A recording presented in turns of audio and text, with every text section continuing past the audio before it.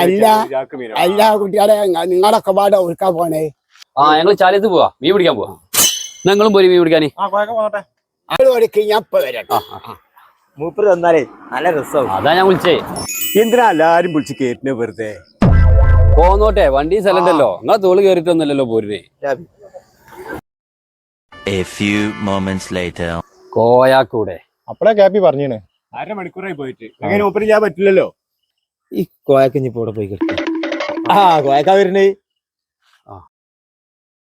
നോക്കി കോയാക്ക തിന്നാളെ സാധനം വാങ്ങിട്ടേ വരുന്നേ. ആയിക്കോട്ടെ, കുഴപ്പമില്ല.